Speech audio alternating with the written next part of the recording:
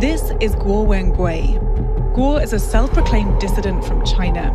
But he's now a wanted man in his homeland. The charges he's facing are very He is charged with serious. fraud and money laundering, and as CBS 2's Alicia Reed explains. Controversial Chinese billionaire Beijing is seeking his arrest. Guo Wengui is also known as Miles Kwok. In the public eye, this name may be accused of being a criminal, but Miles also has tremendous support for his innocence. Free Miles Kwok! How did a Chinese tycoon end up in a U.S. jail without bail? Why is he the eyesore of both the U.S. and Chinese governments? I think you are potentially China's #1 enemy. The government, not the people. Some say he's a hero, others a villain. Or could he be a victim, a designer, or a rapper?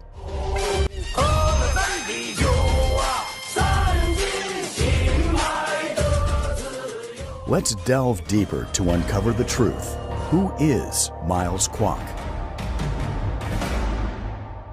Born in 1968, Miles came from a poor village in China's Jilin province called Zhaozhago. His parents worked hard to raise 8 boys. Miles was the 7th.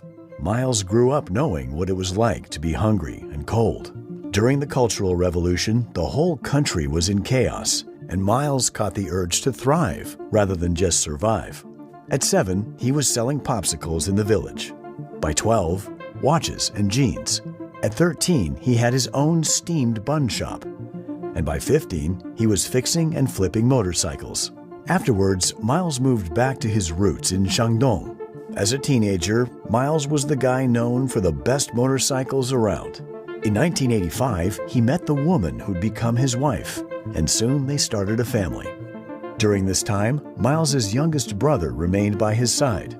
Miles's elder siblings found themselves in respectable professions as well, ranging from teaching to law enforcement and military service, accompanying him on their journey towards a gradually improving and happier life. But in 1989, everything changed.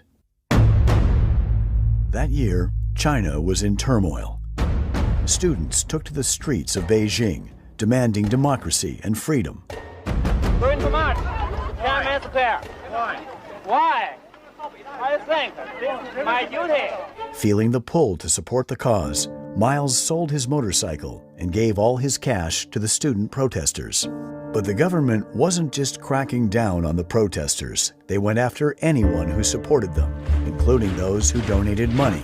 One day, in May 1989, Miles, his wife, 2 children, and his younger brother were gathering in Miles' office when 2 drunk cops barged in to arrest Miles. During the confrontation, the police fired 8 times. 2 bullets almost hit his wife, who was holding the baby, and 2 bullets hit his younger brother in the chest. That night, the police took Miles into custody while completely ignoring his brother. 2 days later, Miles's brother died in the hospital from a gunshot wound. Miles would end up being detained for 22 months in the Xingfeng Detention Center, a place that would forever change his life. In detention, Miles encountered many others who believed in the student movement and democracy. They were teachers, lawyers, writers, and young activists. Despite the lice, moldy food, and damp conditions, these brave people held on to their ideals. Miles watched as each of them were executed without any dignity. The sorrow of losing family, enduring unjust imprisonment, and spending 22 months in confinement, watching innocent, like-minded intellectual mentors put to a cruel death, ignited within Miles a new life purpose. The first thing Miles did upon his release was collect his brother's ashes from the crematorium. Miles's life was never the same from this moment. In the 1990s, following the new direction in China's policies, business opportunities could be found anywhere. With all his possessions confiscated from previous imprisonment, Miles had to start from scratch. His first gig involved carrying fuel savers by train from Beijing to Harbin, a job not for the faint-hearted. But it paid off. With the earnings and some new friends, he moved his family to Chengzhou. There, he co-founded a wooden furniture factory. During this period, Miles met Mr. He, who was introduced by his cellmate in Xingfang Detention Center. Mr. He, a friend and mentor, is a seasoned Beijinger, much older than Miles, and comes from a family with a strong scholarly background. Mr. He was profoundly inspired by Miles's spirit and firmly believes that he is destined to make a significant impact. Before long, Mr. He introduced Miles to a relative who was living in Hong Kong, Ms. Xia Ping. A successful businesswoman herself, Ms. Xia believed Miles had a strong intuition about real estate and high-end hotels.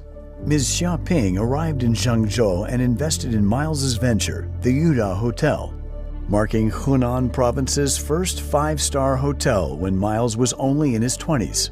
The Yuda Hotel soared to unprecedented success, marking a significant milestone in Miles's life. It transformed from a mere hotel into a landmark in Zhengzhou and across the Hunan Province. Along this path of success, as Miles expanded his network and met numerous businessmen and politicians, he never forgot the vow he made in front of his brother's urn. In 1998, Miles and his family moved to Beijing. By then, Miles had risen to become a wealthy magnate, owning multiple homes in the most exclusive parts of Beijing, driving the finest cars, and wearing the most luxurious clothes. His network across different circles kept expanding. Around 1998, he was already planning his next venture, the Pangu 7-Star Hotel. Foreseeing that Beijing would have the opportunity to host the 2008 Olympic Games, Miles bought a piece of deserted land covered in weeds and situated far from the city center in a village that was soon to become the Olympic Village for the Games. Just as Miles had suspected, in 2001, Beijing secured the chance to host the upcoming Olympic Games. The Games of the 29th Olympiad in 2008 are awarded to the city of Beijing. A victory that sparked widespread celebration across the nation. Yet the path that this victory led to was filled with political struggles and obstacles. Over the course of several years, Miles managed to acquire land in Beijing's prestigious Huhai district. Here, he constructed a courtyard house as a gift for his mother's 70th birthday.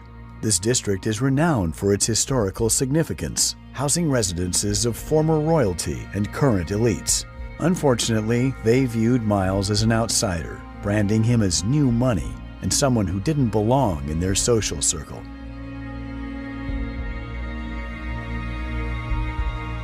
Pangu Hotel hit some major roadblocks right out of the gate. Construction was left hanging by Liu Zhuhua, who served as Beijing's deputy mayor and the brains behind the Olympic construction.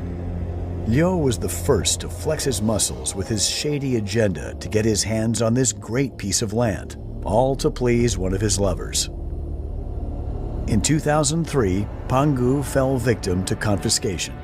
Miles reported Liu Zhuhua's misconduct with video evidence to the authorities, leading to Liu Zhuhua's arrest. Pangu was then unsealed and returned to Miles.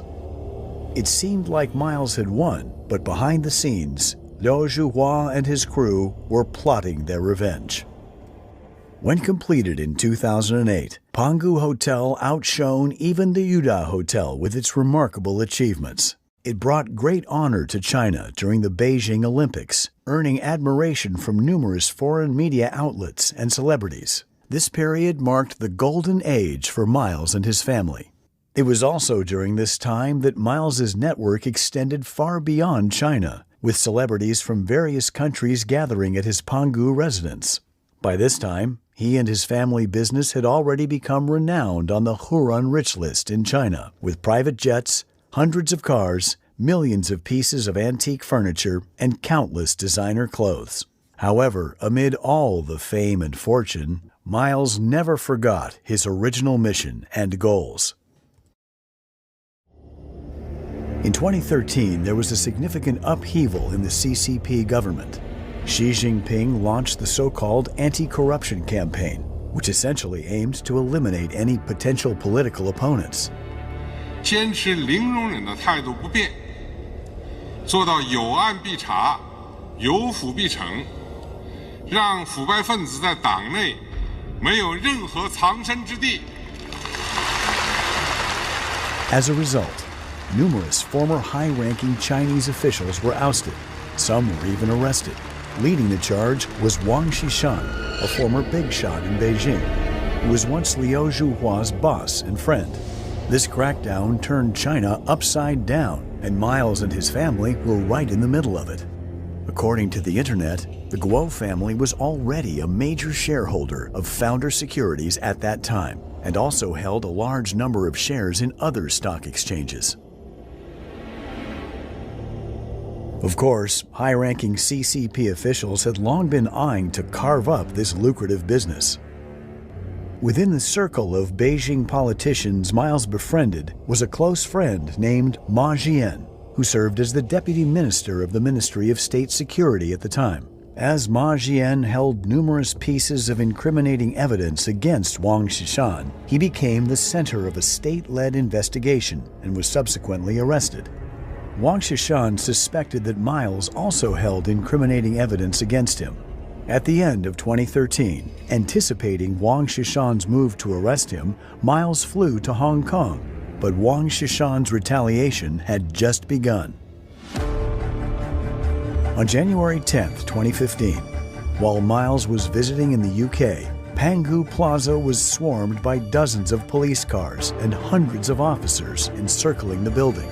During this raid, the police detained numerous Pangu employees and several of Miles's family members, including Miles's 5 brothers, his wife, and his young adult daughter.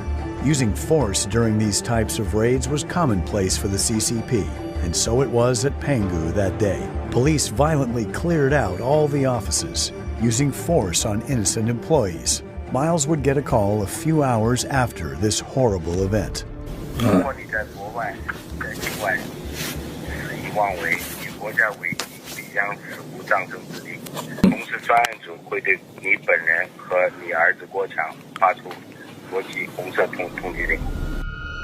This man behind the call was Wu Zheng, also known as Bruno Wu, a U.S. citizen holding an American passport, who navigated between the complexities of U.S.-China relations. His underlying identity, however, was that of a spy nurtured over an extended period by the Chinese Communist Party. Wu publicly registered under FARA in the United States and lobbied openly on behalf of the CCP. He was born into a family with a history of espionage. His grandfather provided legal defense for early leaders of the CCP a century ago, rescuing many communist officials from the opponent's Kuomintang prisons. Because of his deep generational ties to the CCP, Wu was able to live above the law in what is informally known as a death exemption plate. On January 20th, 2015, in an effort to gather more information about Miles's activities abroad, the CCP authorities released his wife and daughter, subjecting them to 24-hour surveillance. In the days that followed, several of Miles's family members and employees were also released. However, many endured inhumane treatment and torture, leading to lifelong disabilities. Among them, the CCP detained Miles's 3 brothers for a period ranging from 1 to 2 years. The CCP also established a special task force that appeared daily at Miles's company, conducting comprehensive surveillance of finances and personnel.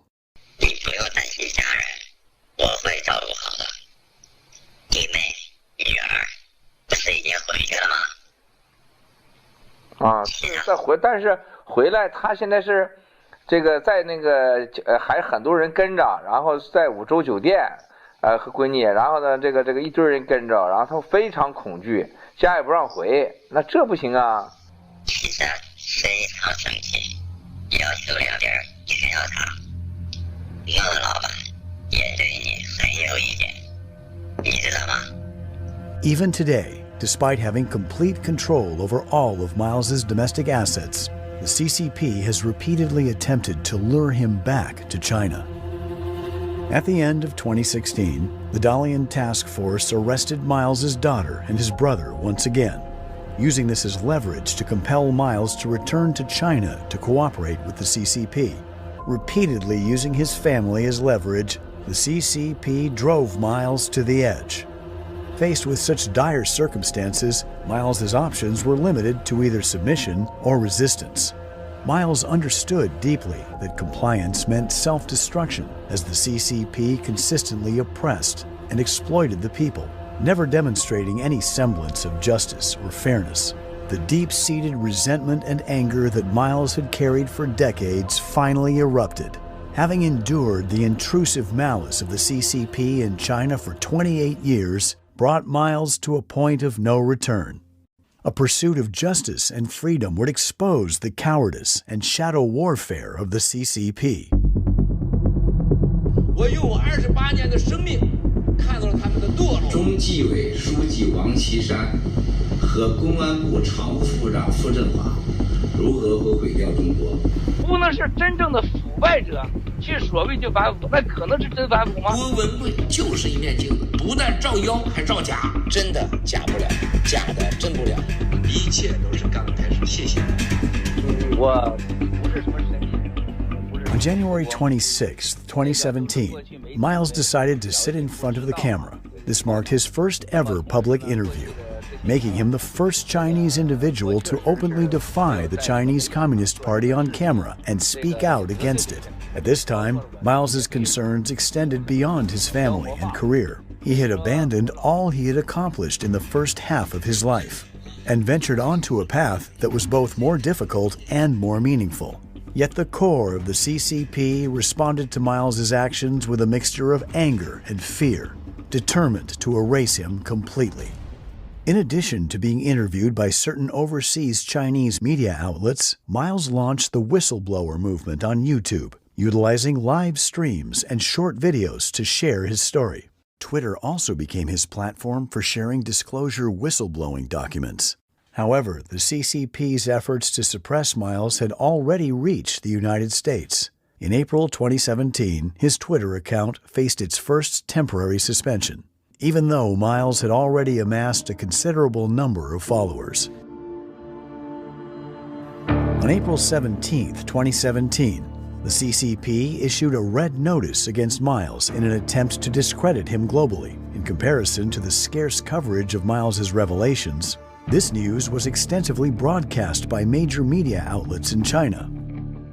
2 days later, the Voice of America interview was abruptly terminated by the host due to Miles's attempt to disclose information about the Wang Xishan family and Hainan Airlines. This marked the first instance of a broadcast interruption since VOA began airing in 1942. The host verified in subsequent interviews that they had been instructed by senior CCP officials to abruptly terminate the program. The former senior CCP official, Liu Yanpeng, repeatedly sought to arrange another meeting with Miles in an attempt to achieve reconciliation. He tried to persuade Miles to cease his public revelations by appealing to his and Miles's personal relationship and emphasizing national security concerns. As a CCP representative, Liu Yanping also promised to release his family and employees.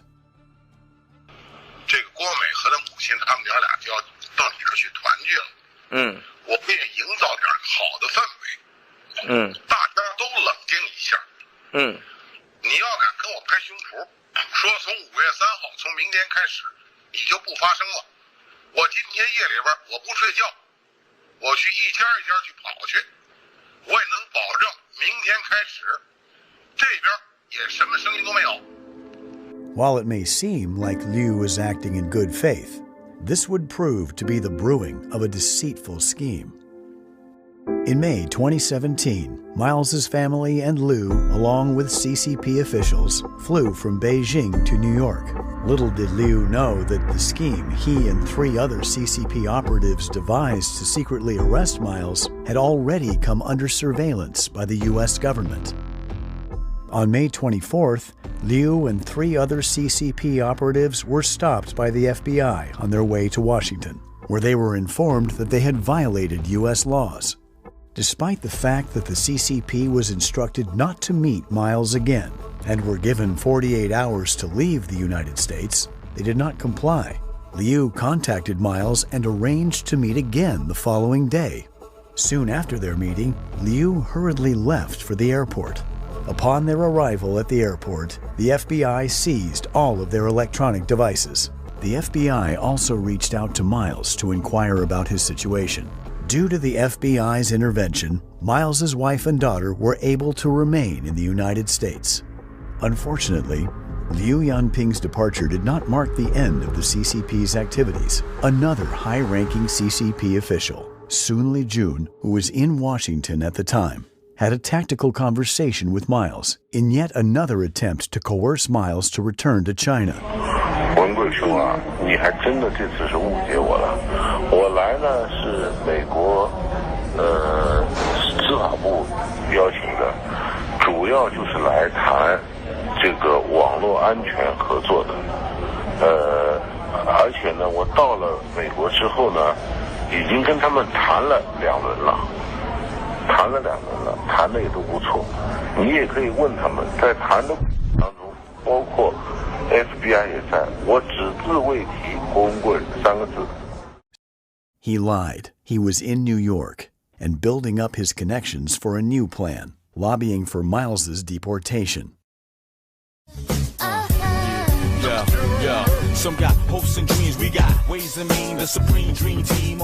Pras Michel, a former member of the popular American hip-hop group The Fugees, has been convicted of more than 10 crimes by the District Court of Columbia, Washington, D.C. He was engaged in illicit lobbying for the CCP with his personal attorney Higginbotham, who was also holding a position as a senior congressional affairs official at the DOJ. He not only participated in the many attempts to deport Miles, earning millions, but also assisted Joe Low in money laundering activities in the United States.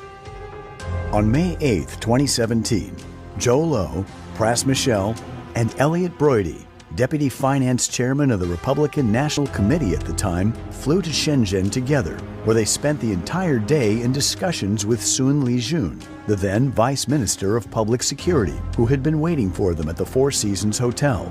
In June 2017, Elliot Broidy sought the assistance of RNC's Finance Chairman Stephen Wynn to facilitate the deportation of Miles.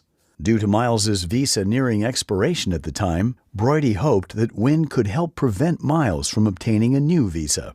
Wynn personally relayed information about Miles during a private dinner with President Trump at the White House. Wynn later informed Broidy that the State Department was examining the matter. However, Trump ended up shelving the deportation of Miles. Broidy received millions of dollars for his lobbying efforts during this campaign, while Steve Wynn secured a license for a casino in Macau. To ensure Miles remained in deep water and posed no threat in the future, CCP plotted another scheme. On July 18, 2017, Miles and his family went on a cruise in the yacht called Lady May. Suddenly, the ship lost control. The captain found it impossible to steer the vessel in the intended direction. Approximately 100 meters away from Lady May, a coal barge vessel was anchored. The consequences of a collision is unimaginable. Miles and his family were just one drift away from death. Being equipped with a sophisticated onboard computer system, the ship ought not to have had a malfunction like this. It's almost as if someone else had control of the ship.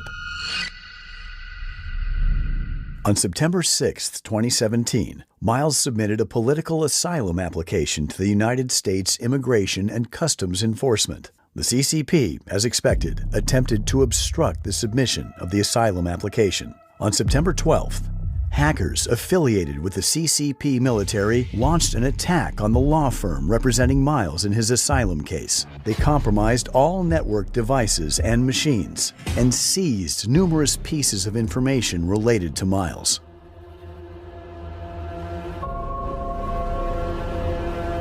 Despite everything that had happened, Miles's efforts to counter the Chinese Communist Party persisted. By this time, Miles had already gained significant influence. October 2017, Miles was invited to give a speech at the Hudson Institute, a U.S. think tank based in Washington, D.C., to disclose more information about high-ranking CCP officials and their ties to Hainan Airlines. The speech was scheduled on October 4th. However, just a day before the event, Miles was informed that the speech had been postponed, that is, effectively canceled. The organizers offered different explanations for the cancellation multiple times, but eventually admitted it was because of threats from within the Chinese Communist Party. The day after his speech was canceled, Miles opted to hold a press conference at the National Press Club in Washington, D.C., where he officially unveiled intelligence regarding corruption within the Wang Xishan family and Hainan Airlines. He also revealed the CCP's big plan to corrupt the free world by using media, money, sexual bribery, and fomenting unrest in the United States. Miles sounded a worldwide alarm about the CCP emerging as a global concern affecting everyone. However, Miles's message was not embraced or adopted by the mainstream media in the United States. Instead, extensive negative coverage in American media outlets led to widespread bias against Miles. His Twitter account was permanently suspended on August 17, 2018.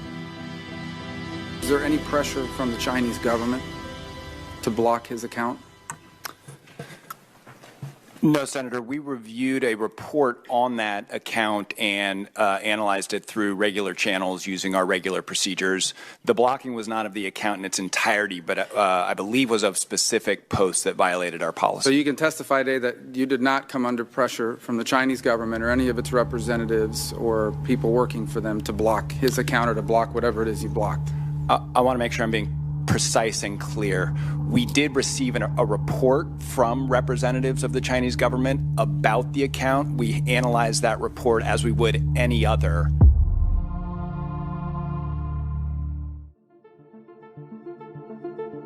Despite attempts to silence him, Miles's voice echoes, unaffected by the closure of social media accounts and rejection by mainstream journalism.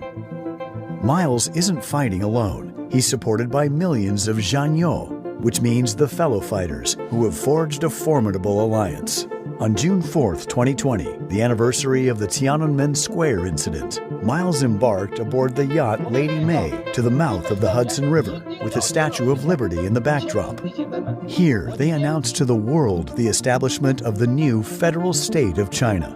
我用鲜血，我们要在这个世界上用我的鲜血来捍卫我们追求的法治、自由、有尊严、有体面的中国。 This marked the realization of a long-held dream for every Zhanyou, the fellow fighters. They finally had their own alliance, the new federal state of China.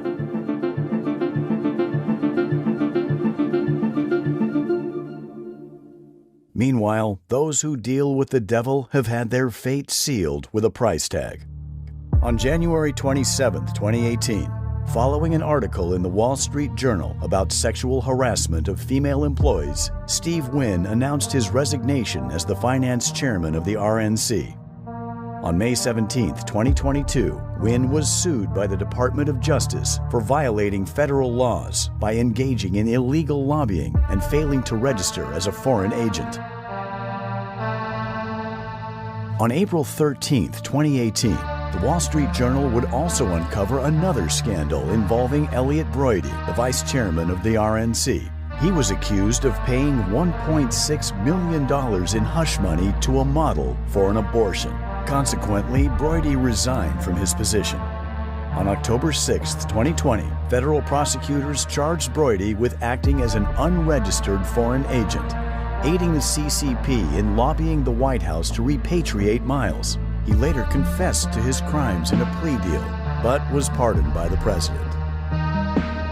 Now, the fate of the CCP officials, Liu Yanping, Sun Lijun, and Fu Zhenghua, have also come to a deserving end due to the escalated power struggles.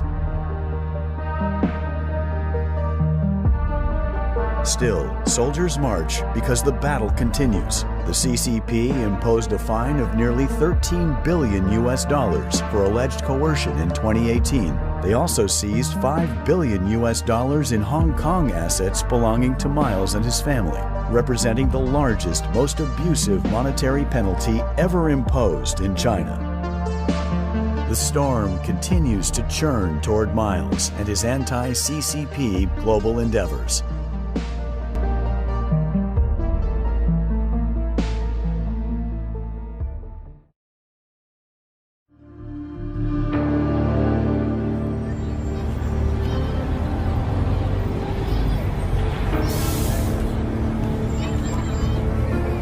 That's a story for another time.